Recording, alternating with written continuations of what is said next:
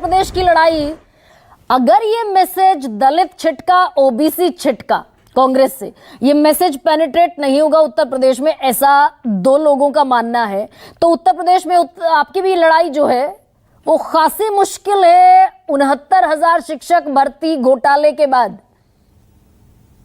वही आरक्षण का टैग फिर चिपकेगा उत्तर प्रदेश के उपचुनाव में।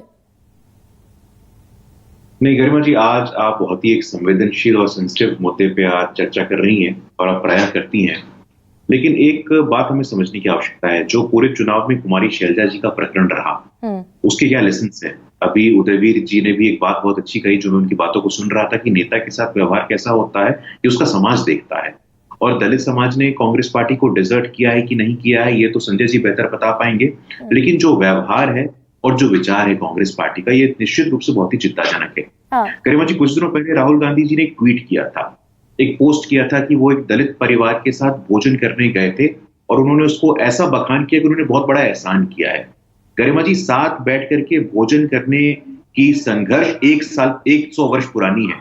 बाबा साहब अम्बेडकर ने कहा था, 100 वर्ष पुरानी बातों को राहुल गांधी जी आज पुनर्जीवित करके क्या सिद्ध करना चाहते हैं, इसकी जानकारी मुझे नहीं है। आज लड़ाई दलित समाज की, दलित महत्वाकांक्षाओं में एक बुनियादी परिवर्तन आया है।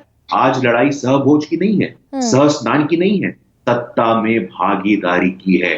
सत्ता में, शासन प्रशासन में, पार्टी में भागीदारी कौन दे रहा है, दलित समाज उसका मूल्यांकन करता है। और इसी का परिणाम जो पार्टी सबसे ज्यादा एंटी दलित और एंटी ओबीसी बता रही थी, प्रधानमंत्री मोदी ने कुरुक्षेत्र में सबसे पहली रैली की, कांग्रेस पर निशाना साधा, एंटी दलित एंटी ओबीसी, और आपका बड़ा चेहरा अशोक तंवर छोड़कर चले गए। 1.5 घंटा पहले बीजेपी के लिए प्रचार कर रहे थे, छोड़कर चले गए कांग्रेस में, कि बीजेपी एंटी दलित है।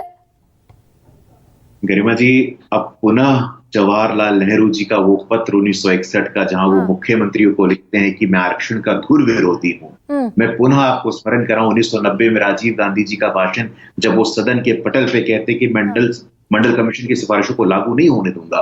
तो ये लगातार कौन पार्टी एंटी दलित है, कौन पार्टी प्रो दलित है, ये लोगों के विवेक पे छोड़ दीजिए। नहीं, जवाहरलाल नेहरू तक तो जाने की गुरु जरूरत नहीं है, और कर लीजिए आप जवाहरलाल नेहरू को भी याद, लेकिन 7 अगस्त का इलाहाबाद हाईकोर्ट का फैसला भी याद कर लीजिए।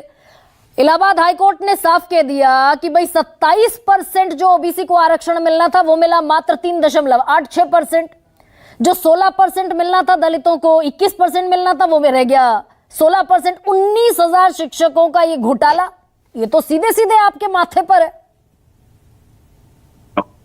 क्षमा चाहता हूँ, मेरे मित्र अतुल लोंडे पाटिल जी जितना समय बोले थे, मैं थोड़ा उससे आधा समय भी या 3/4 समय भी मिल जाएगा तो मैं बड़ा आभारी रहूंगा आपका। लेकिन मौलिक बात क्या है, मैं पुनः बोल रहा हूं आपको, आज कांग्रेस की जो ब्रांड ऑफ पॉलिटिक्स है, वो ब्रांड ऑफ पॉलिटिक्स 100 साल पुरानी है। और उसके पीछे कारण क्या है? सामंतवाद, नव सामंतवाद, एक नियो फ्यूडलिज्म जिस प्रकार से कांग्रेस पार्टी की नीतियों से, उनके नेताओं से टपक रहा है, वो दलित समाज देख रहा है। शासन प्रशासन में भागीदारी नहीं देंगे तो यही हाल होने वाला है। लगातार निरंतरता से जिस पार्टी का डीएनए दलित विरोधी है, जिस पार्टी का स्ट्रक्चर, जिस पार्टी का इतिहास दलित विरोधी है, वहां दलितों का समर्थन कहां होगा, वहां दलितों को आशीर्वाद प्राप्त कहां होगा? भारतीय जनता पार्टी, मैं ये आपको फेहरिस्त बता सकता हूं, भारत के इतिहास में पहली बार एक आदिवासी की बेटी संविधान के सर्वोच्च स्थान पर कब बैठी? अरे भाई, गुरु एक सेकंड, उत्तर प्रदेश में बैटल लड़ना है ना एक बार, ये तो मैं आपके श्रीमुख से कई बार सुन चुकी हूं और बड़े सम्मान के साथ इसको स्वीकार कर लिया मैंने, सम्मान के साथ। लेकिन ये बताइए भाई कि 21% दलितों का आरक्षण घटकर रह गया 16%, 27% ओबीसी का आरक्षण घटकर रह गया 3.86%, और इलाहाबाद हाईकोर्ट ने जमकर फटकार लगाई, मेरिट लिस्ट आपको दोबारा जारी करने के लिए कह दिया। 19,000 पदों पर घोटाला हुआ, आरक्षण खा गई सरकार। गरिमा जी, अगर आपका प्रश्न पूरा हो गया हो तो मैं चाहता हूं कि बिना रोक टोक के मुझे बोलने का अवसर दिया जाएगा, क्योंकि आपके दर्शकों के साथ भी न्याय होता है।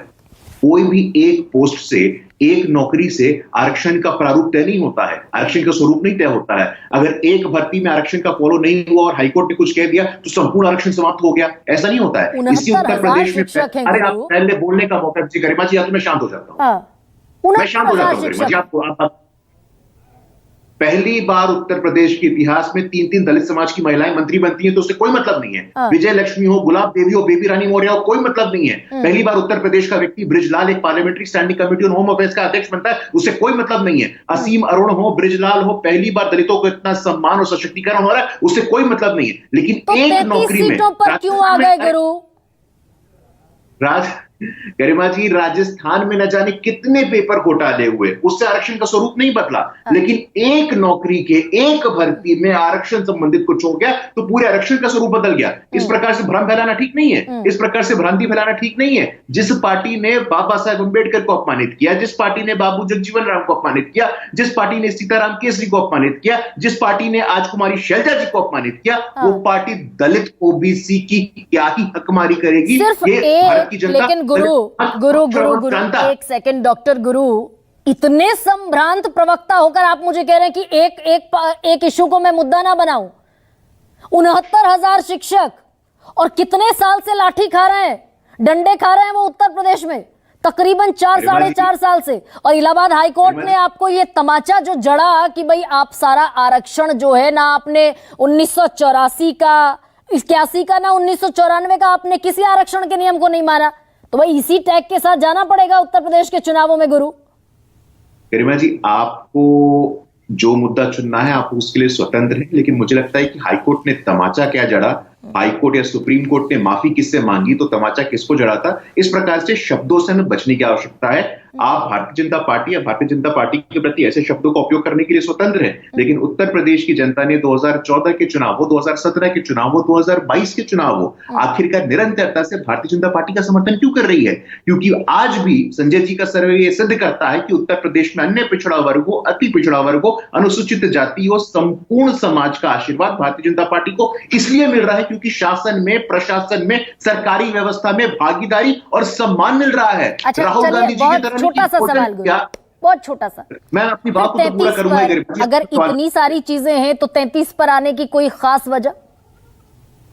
गरिमा जी, हम तो 2 पे थे, हम 2 से हम 282 पे आए ना, 2 से हम 300 पे आए ना, तो 35 पे आए, पुनः 80 पे आ जाएंगे। और मैं पुनः बता देना चाहता हूं कि जो दलित और ओबीसी, मैं 10 सेकंड चाहता हूं गरिमा जी आपसे, जो पॉलिटिकल टूरिज्म करते हैं ना, जो राहुल गांधी जी और कांग्रेस पार्टी ने दलितों को अम्यूजमेंट पार्क बना दिया है। 100 वर्ष पूर्व, 150 वर्ष पूर्व यूरोप के लोग आते थे और इसी प्रकार से अफ्रीका के बच्चों को देखते थे, ये भूखे बच्चे हैं, नंगे बच्चे हैं। राहुल गांधी जी, अभी भी समय है, आप सावधान हो जाइए। दलितों के यहां जाकर के भोजन करने से कुछ नहीं होगा। दलितों को अपने आप बुलाइए, अपने घर पे उनका जूठा गिराइए, शासन प्रशासन को भागीदारी, ये महाराष्ट्र में, हरियाणा में नैरेटिव नहीं चला, लोकसभा में चला, हरियाणा में नहीं चला। उत्तर प्रदेश और महाराष्ट्र में ये एक टफ बैटल हरियाणा के परिणाम के बाद हो गया। क्या बड़ा छोटा सा बताइए, फिर सुसी बेन बहुत देर से इंतजार कर रही, मैं उनसे एक सवाल लूंगी। हाँ, बस योगी जी जो है वो 5 स्टार का टिफिन लेके जाके दलितों क्या खाना खाते, पैर वैर धोते हैं,